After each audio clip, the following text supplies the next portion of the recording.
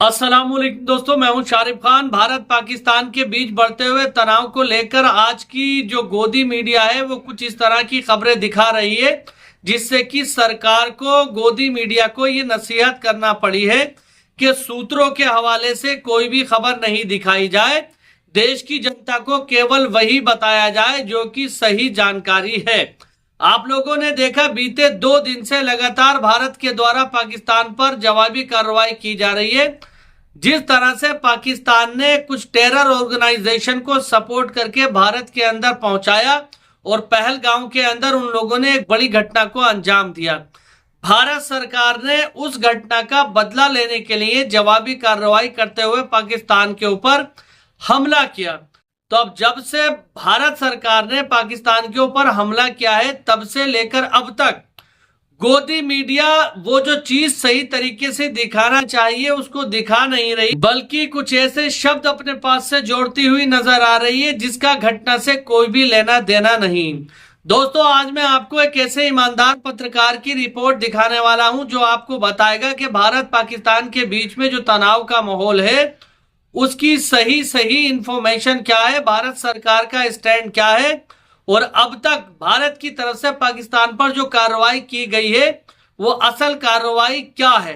आपने गोदी मीडिया के चैनल पर लगातार ये देखा होगा कि कोई तो ये लिख रहा है कि आधे पाकिस्तान पर कब्जा कर लिया, कोई कह रहा है कि पाकिस्तान की राजधानी में घुस गए, बहुत सारी अलग अलग चीजें बताई जा रही हैं। लेकिन सच्चाई क्या है, सच्चाई आज आपको इस वीडियो के अंदर मिलने वाली है। रवीश कुमार जी ने एक रिपोर्ट बनाई है भारत और पाकिस्तान के बीच में इस समय जो माहौल चल रहा है उसको लेकर। दरअसल असल में क्या मामला हुआ है, क्या कार्रवाई हुई है और पाकिस्तान ने जो घटना हमारे देश के अंदर कराई है उसके लिए पाकिस्तान को क्या खामियाजा भुगतना पड़ा है या भुगतना पड़ सकता है। अब तक गोदी मीडिया ने जो दिखाया उसमें कुछ सच्चाई भी है या इसी तरह के सूत्रों के हवाले से खबरें दिखाई जा रही। नमस्कार, मैं रवीश कुमार। 8 मई की रात भारत के गोदी मीडिया ने ऐसा क्या कर दिया कि 9 मई की सुबह भारत के रक्षा मंत्रालय को हिदायत जारी करनी पड़ती है कि सूत्रों के हवाले से रिपोर्टिंग ना करें। यही हिदायत 26 अप्रैल को सूचना मंत्रालय जारी कर चुका है। लेकिन जिस तरह से 8 मई की शाम गोदी मीडिया ने अनाप शनाप कवरेज किया, 14 दिनों के भीतर अब रक्षा मंत्रालय को वही हिदायत जारी करनी पड़ रही है कि सेना की ब्रीफिंग में जो बताया जा रहा है उसी का इंतजार कीजिए और सूत्रों के आधार पर जानकारी साझा न करें। रक्षा मंत्रालय ने अपने ट्वीट में लिखा है कि सारे मीडिया चैनल और डिजिटल प्लेटफॉर्म या कोई भी व्यक्ति रक्षा मामलों से जुड़े ऑपरेशन का लाइव कवरेज ना करें, सेना की गतिविधियों को ना दिखाएं, इससे सेना को नुकसान हो सकता है। आतंक विरोधी कार्रवाई के मामले में कवरेज करते हुए जिम्मेदारी निभाने की उम्मीद की जाती है। 8 मई की रात जिस तरह से गोदी मीडिया ने झूठी खबरों का प्रसारण किया है, जनता के बीच अफरा तफरी मचाने वाली खबरों का प्रसारण किया है, उसे लेकर हर जगह बात हो रही है कि क्या यही हमारा मीडिया है। जिस तरह से जम्मू पर हमले और कराची पर कब्जा हो गया की खबरों को पेश किया गया, उससे हर तरफ भ्रम फैल गया। एक तरफ भारत पाकिस्तान के प्रोपेगेंडा का जवाब देने में लगा है, लेकिन दूसरी तरफ गोदी मीडिया की झूठी खबरों ने उसकी परेशानी बढ़ा दी है। तभी रक्षा मंत्रालय को याद दिलाना पड़ा कि सूत्रों के हवाले से रिपोर्ट ना करें, जो प्रेस कॉन्फ्रेंस में बताया जा रहा है उसका इंतजार करें। इधर देश में यह सब हो रहा है और उधर भारत ने पाकिस्तान के प्रोपेगेंडा का दुनिया भर में जवाब देना शुरू कर दिया है। भारत के राजदूत विदेशी चैनलों पर जाने लगे हैं और सभी सवालों के जवाब शालीनता और धीरज के साथ दे रहे हैं। इसका उल्लेख इसलिए कर रहा हूं ताकि आप दर्शक देख सकें कि इस वक्त जब पाकिस्तान भारत पर घात लगाने की कोशिश में है, उस समय दुनिया के सामने अपनी बात कैसे रखनी चाहिए। तभी आप समझ पाएंगे कि गोदी चैनलों पर जो झूठ चल रहा है, उन्माद चल रहा है, उससे सूचनाओं को लेकर उनका मजाक उड़ेगा और भारत के राजदूतों को परेशानी हो सकती है। इन सवालों का जवाब देना पड़ सकता है। युद्ध के समय समाचार माध्यमों की विश्वसनीयता ऐसे ही संदेह के दायरे में होती है, लेकिन गोदी चैनलों ने सबसे पहले विश्वसनीयता को ही ध्वस्त कर दिया ताकि किसी को संदेह ना रहे कि खबर सच्ची भी है। उनका बेलगाम होकर झूठ बोलना भारतीय राजदूतों और सरकार के प्रवक्ताओं की मेहनत पर पानी फेर सकता है। कराची पर कब्जा से लेकर आधा पाकिस्तान साफ हो गया। इस तरह की झूठी और अपुष्ट खबरें चलाकर टीआरपी तो बटोरी जा सकती है, लेकिन धारणाओं की जंग नहीं जीती जा सकती। जिस तरह से चैनलों पर ब्रेकिंग न्यूज के साथ सायरन बज रहे हैं, संभव है कि असली सायरन बजने पर जनता कंफ्यूज हो जाए और यकीन ना करे, सोफे पर बैठी रह जाए। इस तस्वीर को 8 मई की शाम विदेश सचिव विक्रम मिस्री ने अपनी प्रेस कॉन्फ्रेंस में दिखाया था। स्काई न्यूज से बातचीत में लंदन में भारत के राजदूत विक्रम दोराईस्वामी ने उसी तस्वीर को दिखाकर बताया कि आतंकवादियों के जनाजे में पाकिस्तान की सेना शामिल हुई है।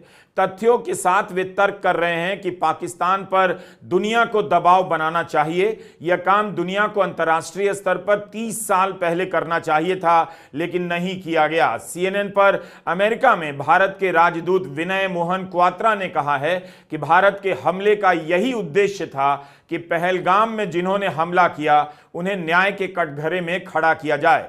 जब पूछा गया कि क्या भारत और पाकिस्तान के बीच युद्ध चल रहा है और क्या यह पाकिस्तानी मुसलमानों और भारतीय हिंदुओं के बीच कोई युद्ध है, तब विनय मोहन क्वात्रा भारत के राजदूत ने साफ साफ कहा कि हमारा युद्ध आतंक के खिलाफ है। भारत का युद्ध आतंकियों और पाकिस्तान का समर्थन प्राप्त आतंकी इंफ्रास्ट्रक्चर के खिलाफ है। उन्होंने यह नहीं कहा कि दोनों देशों के बीच युद्ध चल रहा है। दोनों ही राजदूतों ने ऐसा नहीं कहा कि भारत को कराची पर कब्जा करना है या पाकिस्तान की सरकार में तख्ता पलट करनी है। आप सभी सोचिए कि गोदी मीडिया क्या कर रहा है। भारत सरकार की पहले दिन से क्या लाइन है? यही कि हम युद्ध नहीं कर रहे हैं, हमारी कार्रवाई केवल आतंकी ठिकानों तक सीमित है। भारत ने युद्ध करने की किसी भी भाषा या परिभाषा से खुद को अलग रखा है, लेकिन गोदी मीडिया क्या कर रहा है? भारत की कार्रवाई के बहाने अपनी तरफ से युद्ध में बदल दे रहा है। तो क्या भारत का नुकसान नहीं कर रहा? अगर भारत ने कराची पर कब्जा ही कर लिया है तो इतना बड़ा दावा क्या सरकार नहीं करेगी? अमेरिका से लेकर संयुक्त राष्ट्र तक कहीं से इस बात को लेकर आवाज नहीं आई और खुद पाकिस्तान रो रहा होता कि भारत ने कब्जा कर लिया है। इतनी झूठी खबरें चली हैं कि उनका कोई हिसाब नहीं। अनंत गोयनका इंडियन एक्सप्रेस के निदेशक हैं। एक अखबार के निदेशक को ट्वीट करना पड़ा कि ऐसे समय पर टीवी नहीं देखना मुश्किल होता है, लेकिन कल रात के बाद मैं जोर देकर यह सुझाव देता हूं, टीवी मत देखिए। उम्मीद है अनंत गोयनका रामनाथ गोयनका पुरस्कार के लिए इन चैनलों से एंट्री स्वीकार नहीं करेंगे, ना मांगेंगे। तो इसी देश के एक बड़े अखबार के निदेशक को कहना पड़ रहा है कि आप टीवी मत देखिए। आपको याद होगा कई साल पहले अदानी पूर्व एनडीटीवी में काम करते हुए मैंने कहा था, गोदी मीडिया मत देखिए, देखना बंद कर दीजिए। तब लाखों लोगों ने गोदी चैनलों को देखना छोड़ दिया। जिस वक्त में पत्रकारिता को विश्वसनीय होना था, उसी वक्त में चैनलों की पत्रकारिता का यह हाल है कि एक अखबार के निदेशक को सरेआम कहना पड़ता है टीवी मत देखिए। आखिर कैसे अखबारों में छपा है कि भारत ने कराची तबाह कर दिया, आधा पाकिस्तान साफ कर दिया, पाकिस्तान में भारत की सेना घुस गई। बात यह है कि इससे लोगों को खुशी हो सकती है, सेना पर गर्व हो सकता है, लेकिन खबर तो सच्ची होनी चाहिए। क्या आप यह चाहते हैं कि सेना को लेकर झूठी खबरें बताई जाएं ताकि आप खुश होते रहें? ये चाहते हैं आप? सेना ने ऐसी खबरों की पुष्टि नहीं की। 9 मई की सुबह सुबह सेना का ट्वीट आया है। इस ट्वीट में पाकिस्तान के किसी भी शहर पर किसी भी प्रकार के हमले की कोई बात नहीं कही गई है। आप पढ़िए सेना ने क्या कहा है। सुबह 7:58 पर सेना ने लिखा, 8 और 9 मई की रात पाकिस्तान की ओर से पूरी पश्चिमी सीमा पर जगह जगह ड्रोन और अन्य उपकरणों से हमला हुआ। एलओसी पर कई जगह पाकिस्तान ने सीज फायर का उल्लंघन किया। ड्रोन हमलों को कामयाबी से रोक दिया गया और उल्लंघनों का उचित जवाब दिया गया है। कितनी शालीन, संयमित और परिपक्व जवाब है भारत की सेना का।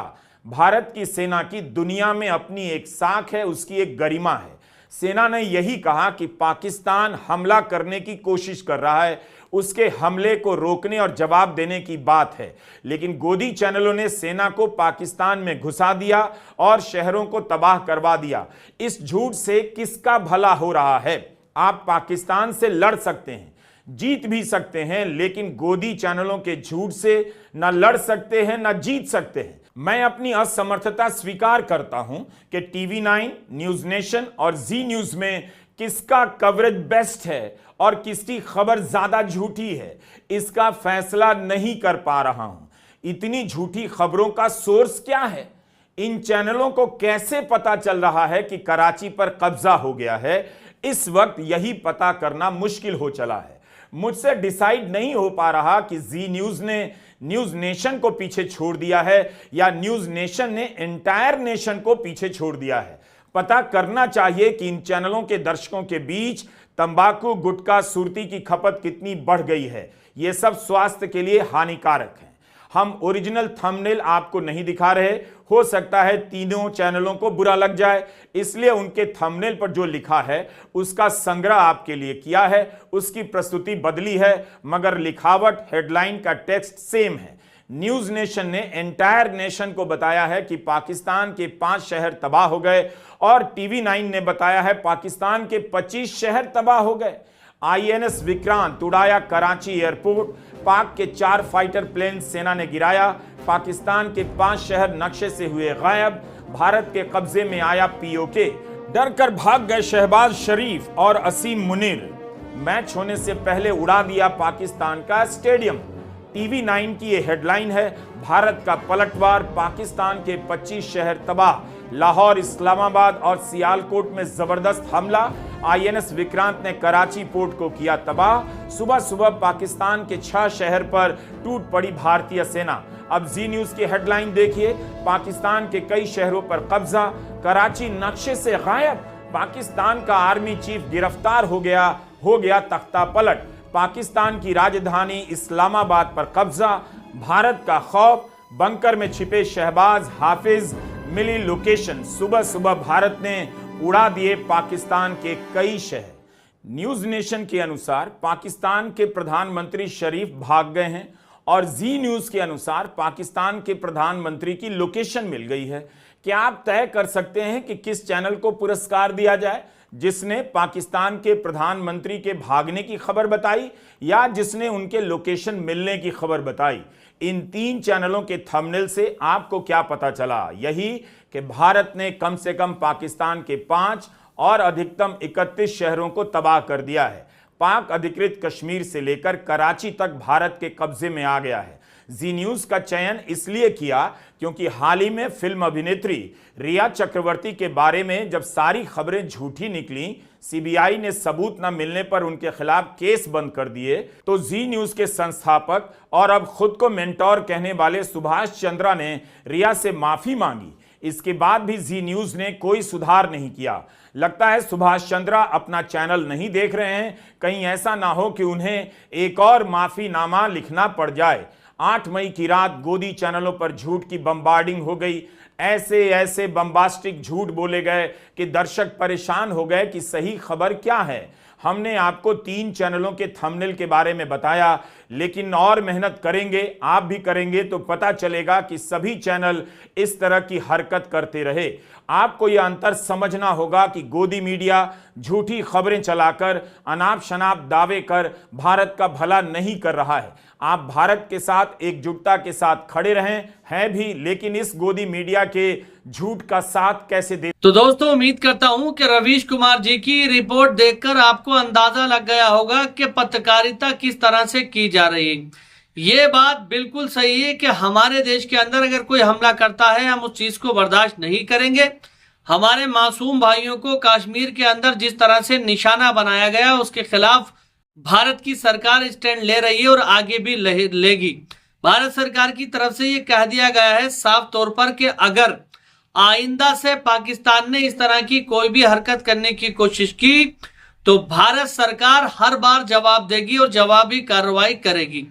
लेकिन इसका यह मतलब नहीं है कि अपने देश की सरकार ने जो भी काम किया है उसको अलग तरीके से तुम दिखाओ, बड़ा चढ़ा करके दिखाओ। सरकार जिस चीज को दिखाने को मना कर रही है उस चीज को भी आप दिखाओ। ये गोदी मीडिया के चैनल इस समय अपनी टीआरपी को इकट्ठा करने के लिए उन शब्दों का इस्तेमाल भी कर रहे हैं जो करना नहीं चाहिए। आपने देखा रवीश कुमार जी ने इस वीडियो के अंदर पूरी तरह से सच्चाई बताई है और गोदी मीडिया के एंकर जो दिखा रहे हैं वो सारी चीजें भी बताई हैं। तो उम्मीद करता हूं कि जल्दी भारत और पाकिस्तान के बीच में ये जो तनाव चल रहा है ये शांत हो जाएगा। पाकिस्तान को ये समझ में आ जाएगा कि भारत पर हमला करने का मतलब ये है कि खित्ते में